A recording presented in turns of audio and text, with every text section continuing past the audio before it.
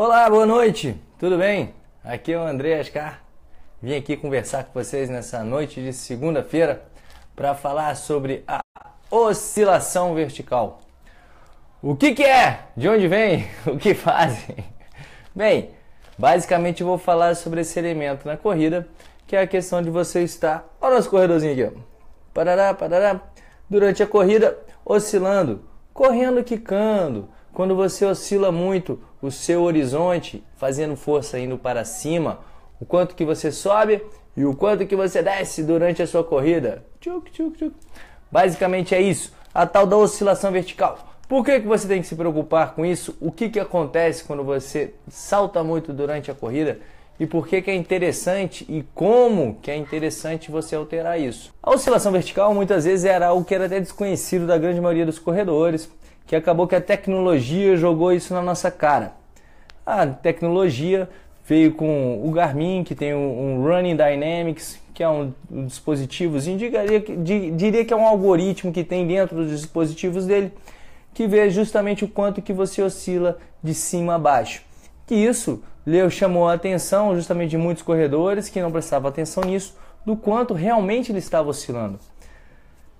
Falava-se que, eu tô quicando tanto, tô ali e tal, você tá subindo e descendo muito. Já haviam sido feitos estudos falando, um dos mais antigos e talvez um dos mais conhecidos, que foi um relato, um artigo que foi solto aí, falando justamente a diferença de um maratonista americano e a diferença de um maratonista queniano. Né? Eles pegaram dos quenianos não, dos africanos de forma geral. Aí pegaram para comparar justamente tecnicamente de um para o outro. Aí chegaram a ver que o maratonista americano, ele chegava a oscilar 3 centímetros a mais do que o maratonista queniano. 3 centímetros em cada passo, ou seja, a cada passo ele subia 3 centímetros a mais que o queniano. Ao final de uma maratona, a gente pode botar aí que na maratona você vai dar 42 mil passos, 41 mil, depende muito do tamanho da sua passada, claro, tá? Isso aí botando uma passada de 100 centímetros, 130, alguma coisa nesse sentido. Então tá por aí.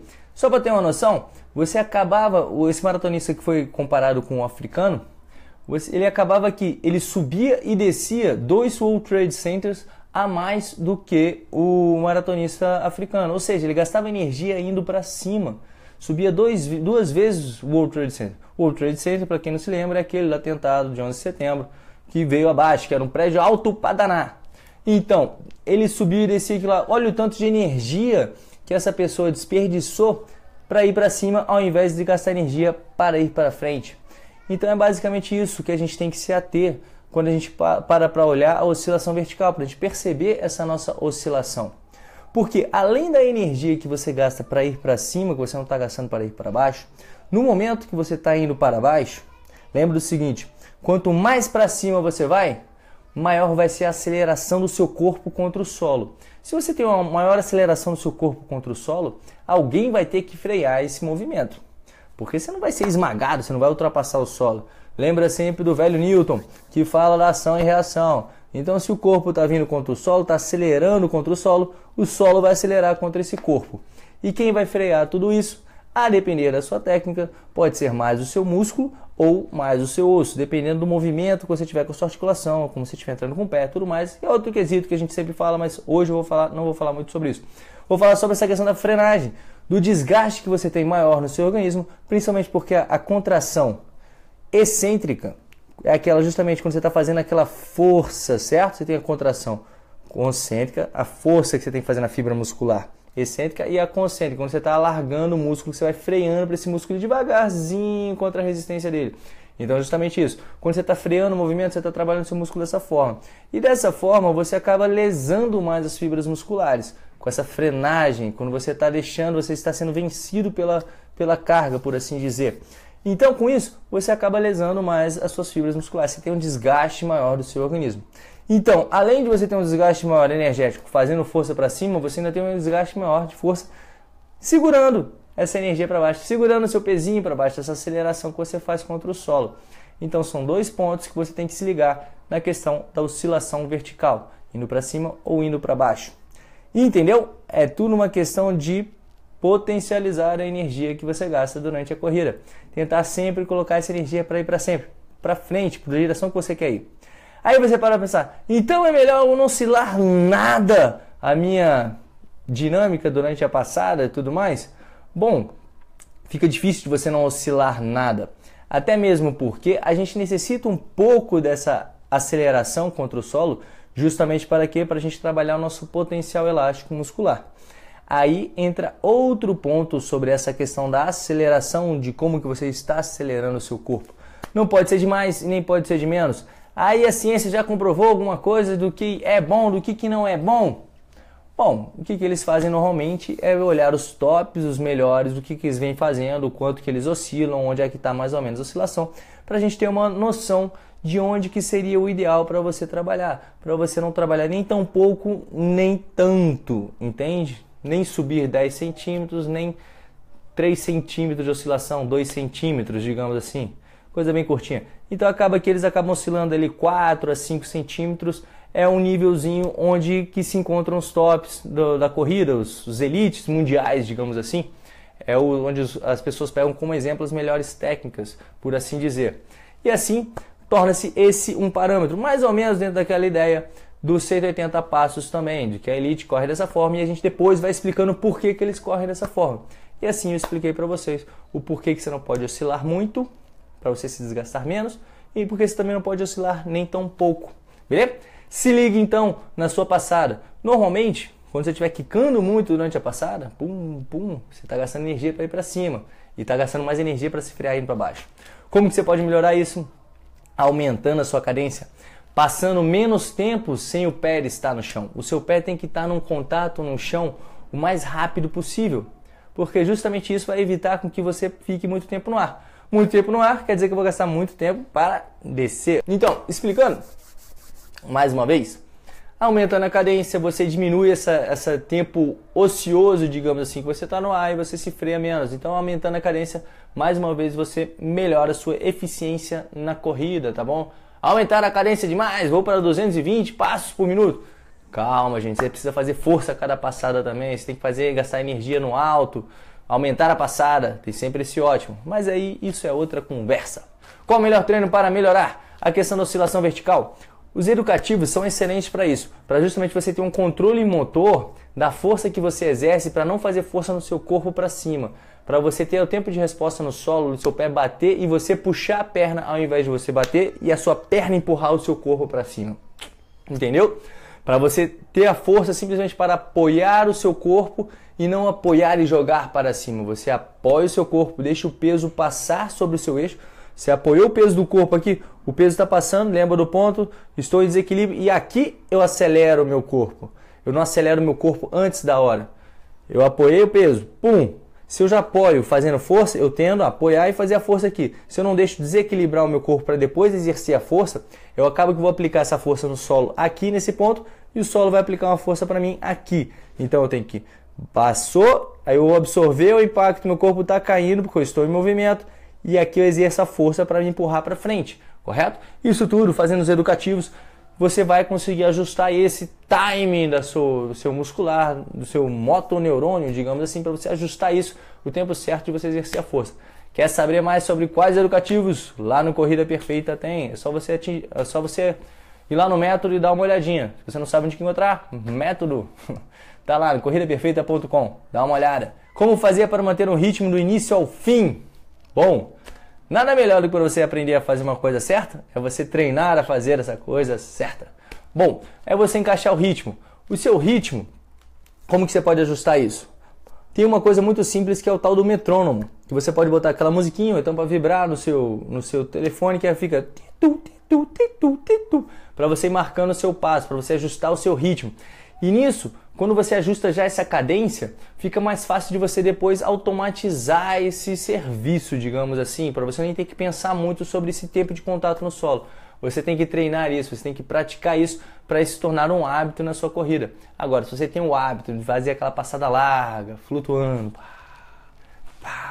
você tem que reeducar todo o seu corpo para você fazer de uma maneira diferente.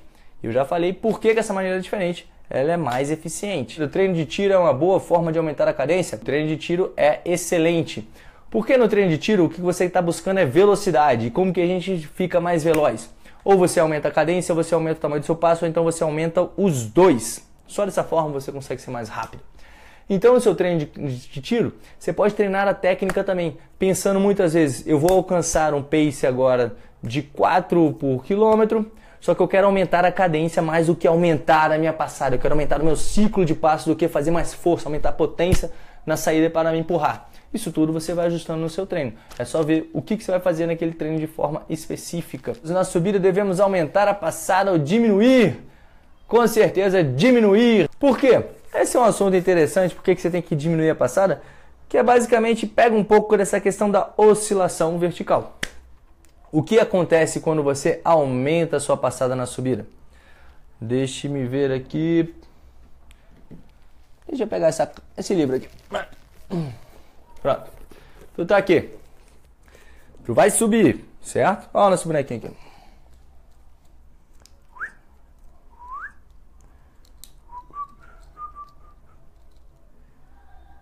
Pronto. Vamos ver se eu vou ter a habilidade manual para fazer isso. Nossa subida está aqui, certo? Meu bonequinho vai subir. O corpo dele está aqui. Aqui está reto, correto? Beleza? Se ele coloca o pezinho aqui à frente, estou aumentando a passada. Beleza? O centro de gravidade está aqui. A massa do corpo dele está aqui. Se o pé dele entra aqui, o que vai acontecer? Ele vai ter que fazer uma força muito maior nessa perna aqui. Vai ter que ter uma potência muito maior nessa perna aqui. E na hora que ele apoiar o corpo dele aqui, se a massa dele não estiver aqui já em cima no peso, em cima dessa perna, essa perna na hora que for fazer força, ela vai ter que fazer uma força muito grande para puxar esse chão para trás, para levar esse cabo para frente. Agora, se ele está correndo aqui nesse desnível, espera aí que a habilidade manual aqui está complicada. Se ele está correndo aqui agora, o centro de massa dele está aqui, correto? Ele está em pezinho, pã, e ele coloca o pezinho dele aqui embaixo, centro de massa, entrada do pé, daqui na hora que ele já vai exercer a força, o corpo dele já passou o peso. Então ele vai exercer uma força para empurrar o corpo dele aqui, puxando justamente o centro de massa à frente, tendo um apoio melhor para a massa dele. Então o passo curto, aplicado abaixo do centro de massa dele, vai aplicar aqui, aí depois vem outra perninha, aplica aqui embaixo, tchum, tchum. E assim ele vai subindo, aplicando esse ponto abaixo do centro de massa dele. Porque se ele bota o pé lá à frente, a tendência também vai ser o que ele fazia com o tronco dele? Nhaca! As costas irem para frente, para jogar para frente esse centro de massa, tá bom? Só que aqui você vai forçar muito suas costas, você tem uma exigência maior dos músculos dos glúteos, vai ter uma exigência maior da sua lombar, tá? É uma maneira de você correr, onde que eu acho que não é nem tão eficiente, beleza? Mas você tem que pensar também que a depender da tua subida que você for fazer, da maneira como você for subir, da velocidade que você estiver correndo, às vezes é mais interessante você caminhar do que você correr. A inclinação do corpo altera a oscilação. Cara, vamos dizer o seguinte, a oscilação vai ser o seu corpo como um todo, né? Vem cá, bichinho. Se você está com o seu corpinho aqui, o que vai oscilar não é nem tanto se o seu tronco está assim, tá? Se o seu tronco está assim. Se o seu tronco está assim, a questão do desequilíbrio, e você aplica a força, pum, para te empurrar para frente. Agora se eu aplico a força aqui à frente e já estendo minha perna, vai me jogar para cima. Mais do que a inclinação do corpo é a questão de onde está o seu centro de massa. Aquela questão do seu desequilíbrio, né? O seu centro de gravidade. Se o centro de gravidade está para cá, você está caindo, toda vez que você aplicar a força, vai estar aplicando a força meio que em diagonal. Agora, se você está em pé demais, muito sentado, com o quadril para dentro... Ei, caceta! Quebrei, matei o bicho, ficou paraplégico. Bem, se você deixa o quadril para dentro... Você viu como o quadril para dentro faz mal? Então, o quadril para dentro, você vai exercer essa força para cima. Então, dependendo da sua postura, com certeza vai alterar essa oscilação. Mas a oscilação vai ser alterada dependendo da força que você aplica. Porque se você está correndo sentado, muitas vezes você não tem pouca oscilação, porque você está dando aquela passada larga. Você até oscila pouco quando você corre sentado, mas você também não tem um aproveitamento do seu potencial elástico. Você não empurra o corpo, você não projeta ele para frente. Você só puxa o corpo, você está naquela remada ao invés de você empurrar o corpo para frente. Andrei, boa noite. Você tinha falado que quanto menor o tempo de contato com o solo, melhor seria? Essa é uma questão também interessante. Quanto melhor seria, mas é que tudo depende da velocidade que você tá. Porque se o seu tempo de contato fica muito rápido no chão e você não consegue aplicar potência na sua passada, fica só naquele pezinho que tá queimando o chão, muitas vezes você fica só queimando o chão, você não consegue ir para frente. Então, a depender da sua velocidade, você tem que exercer uma certa potência no chão que vai demandar um certo tempo do seu pé no chão. Pô, você está correndo com PX5, está com um tempo de contato lá para 270 milissegundos. Cara, isso está relativamente alto, você pode fazer isso mais rápido. Mas aí você está com um PX5, com o tempo de contato de 150 milissegundos, isso já está muito baixo. Então você acaba que não está aplicando força. Que além desse tempo de contato no solo, você tem que ver também como é que está o tamanho da sua passada.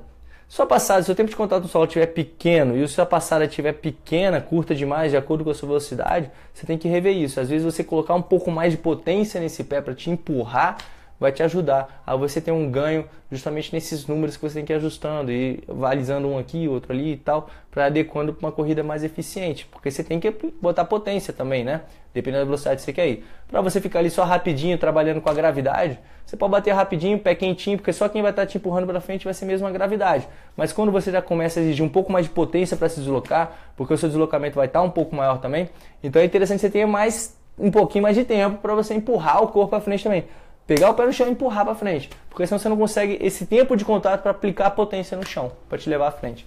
Diminuindo a oscilação vertical, eu aumento a passada, é melhor que não. Você vai diminuir a oscilação, se você for correr mais sentado, você vai ter que aumentar a passada para você ganhar velocidade, certo?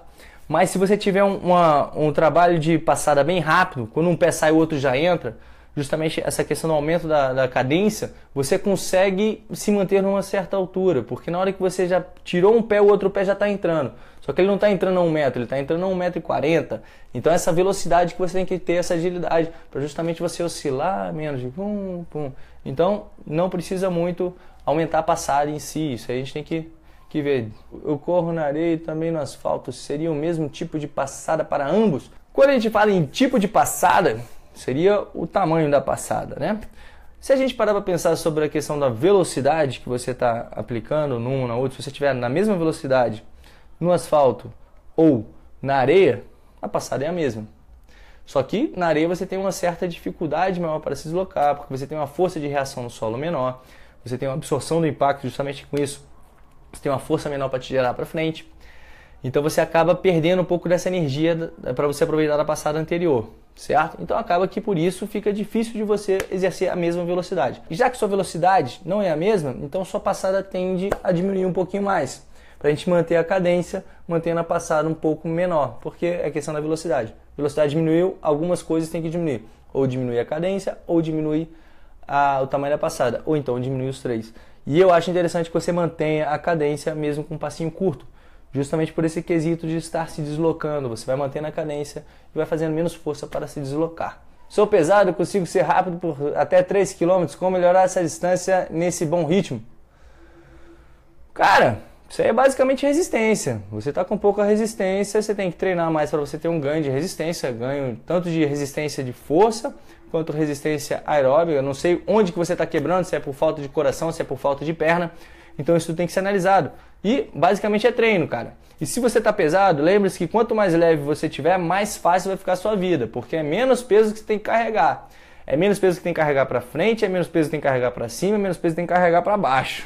Então, fique mais leve que tudo vai ficar mais fácil na sua vida. Mais resistência, tá? Treino, persista. Andrei, por que eu não consigo correr em linha reta? Eu fico indo para o lado e para o outro. O que será?